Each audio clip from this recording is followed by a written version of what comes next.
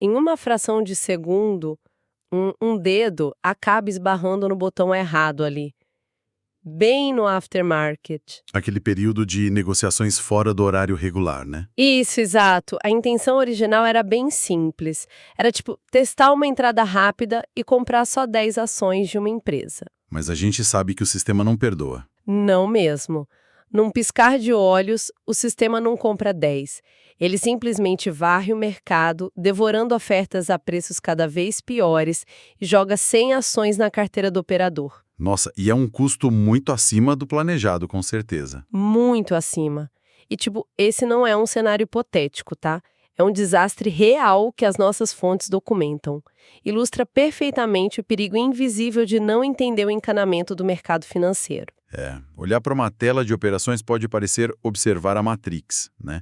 Aqueles números piscando, jargões, gráficos em tempo real. Totalmente. Mas a verdade é que não há causa ali. Há um ecossistema com mecânicas de precisão cirúrgica. Certo.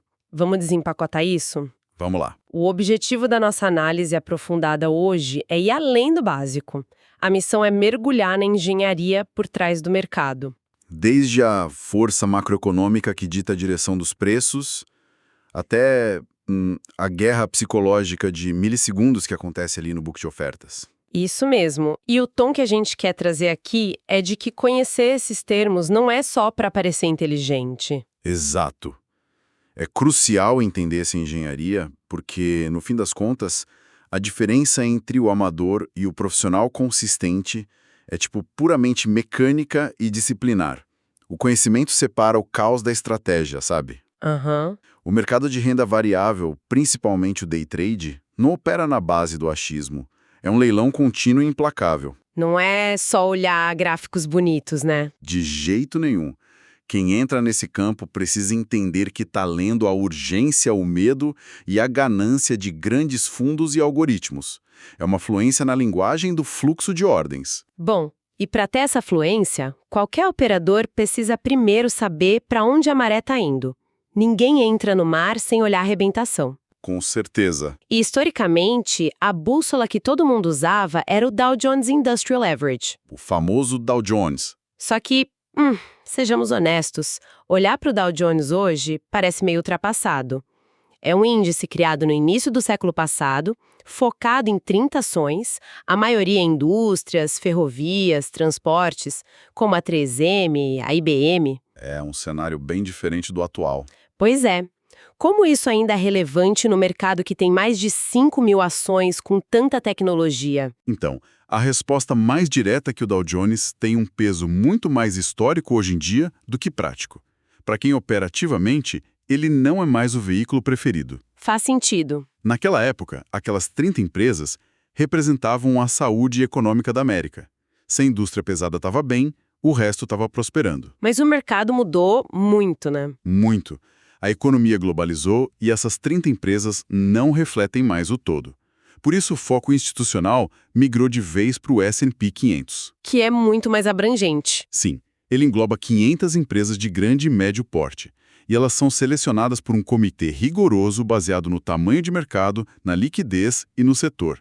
Sem contar o SPI, né, que é o ETF que rastreia esse índice. É aqui que a coisa fica realmente interessante. Se a gente for usar uma imagem clara, o Dow Jones é como tentar entender a economia moderna olhando pelo buraco da fechadura de uma porta antiga. Adorei a analogia. E o S&P 500 seria o quê? Seria tipo uma janela panorâmica moderna. Mas tem uma coisa que gera muita dúvida para quem está estudando as fontes. Se hoje existem mais de 5.000 ações, por que acompanhar só essas 500 no S&P dá a direção de quase todas as outras? É uma ótima pergunta. Qual é essa mecânica invisível? O que é fascinante aqui é a força gravitacional que o S&P 500 exerce. Ele atua como um previsor direcional. Se o S&P sobe, a esmagadora maioria das ações sobe junto. Mas por que isso acontece na prática? Não é só sentimento de mercado, é fluxo de capital passivo. Quando trilhões de dólares entram no SPI, o ETF é obrigado a comprar as ações daquelas 500 empresas. É uma compra forçada. Entendi. E as outras 4.500 empresas que não estão no índice? Aí entram os robôs e algoritmos. Eles veem que o risco geral diminuiu porque as 500 maiores estão subindo. Então as máquinas começam a comprar as outras ações que têm correlação com o mercado aquecido. Nossa, então é uma reação em cadeia. Exatamente. Mas tem um detalhe nos nossos materiais de hoje que me chamou a atenção.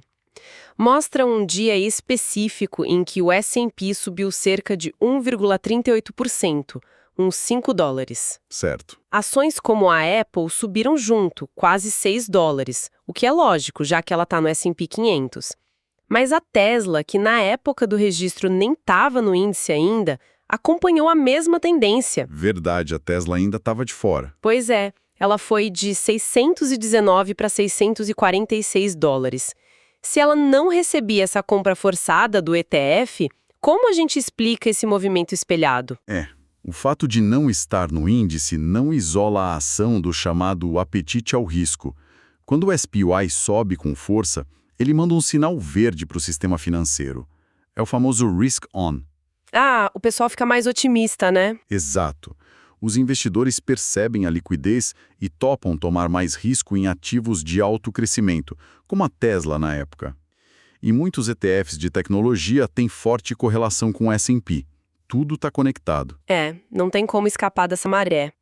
Agora, já que a gente entendeu a bússola macro, precisamos ler o campo de batalha em si. Sair da teoria e ir para a tela do operador. Exato. A gente entra no Market Maker. Para quem acompanha esse universo, sabe que o Market Maker divide a tela e mostra tudo o que a ação está fazendo. É a ferramenta onde o day trader avalia os preços e cria as ordens. Do lado esquerdo, a gente tem o bid, a oferta de compra. No nosso material, eles dão um exemplo de um leilão estilo Sotheby's ou eBay. É o lance inicial, né? Isso. Bid significa comprar. É o preço mais alto que alguém quer pagar naquele milissegundo.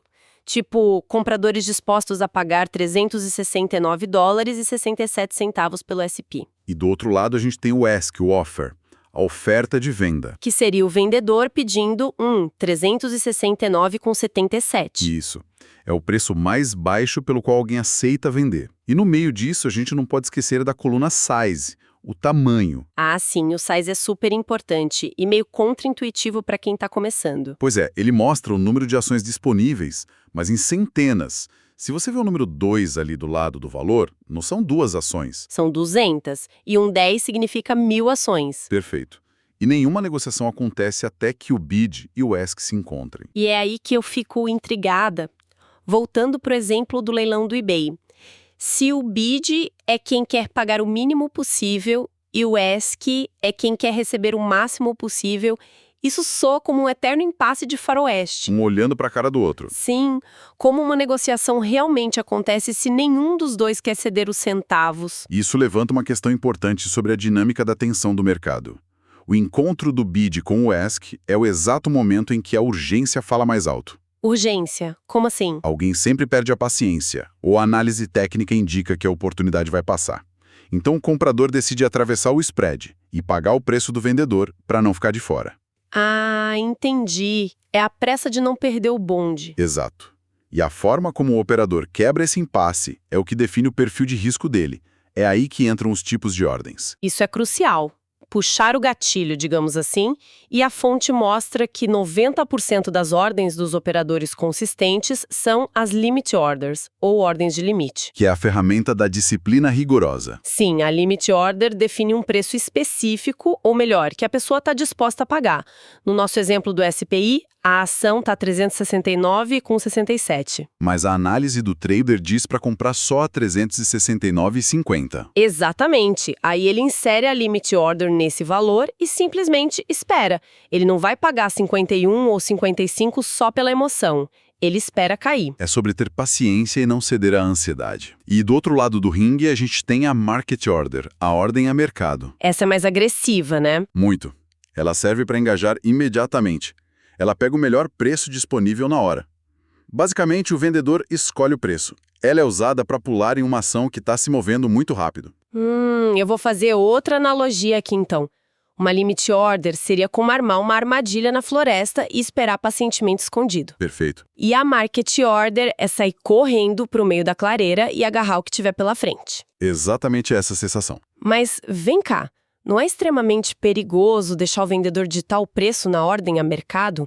Especialmente lembrando daquele desastre que a gente citou no começo do operador que acabou comprando 100 ações em vez de 10? Se conectarmos isso ao panorama geral, a gente entende a filosofia do risco. A ordem a mercado é o custo do tempo.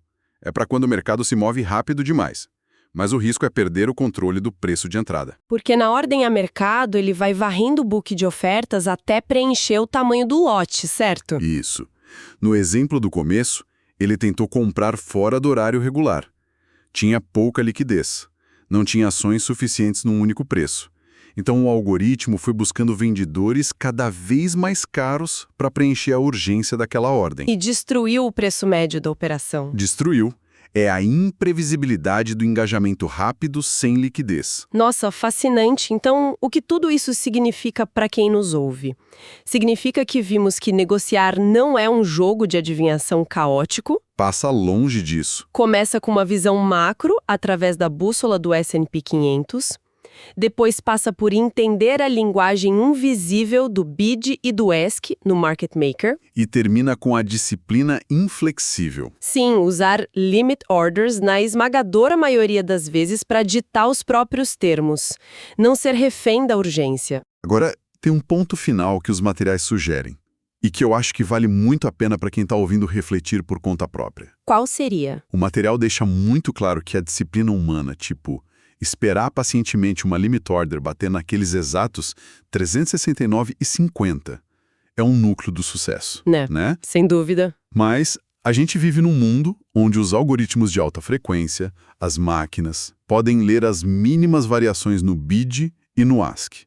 Eles executam ordens em frações de milissegundos. Nossa, verdade. E os algoritmos não têm emoção. Exatamente. A provocação é como a psicologia humana, a nossa paciência, vai continuar a competir com máquinas que nunca sentem a ansiedade de perder uma oportunidade. Essa é pesada. É um convite para explorar o quanto o fator emocional e a nossa evolução biológica ainda ditam ou atrapalham o fluxo do mercado em um ambiente dominado por silício. É um pensamento que muda toda a perspectiva. Tipo, quem realmente está no controle do book hoje em dia, sabe? Bom, agradeço muito a sua companhia nesse mergulho de hoje. Foi um prazer. É sempre bom detalhar esses mecanismos. Com certeza. E para quem nos acompanhou, muito obrigada. Fica o convite para continuarem observando os mercados com esse novo olhar, prestando atenção nas engrenagens por trás dos números. Até nossa próxima análise aprofundada.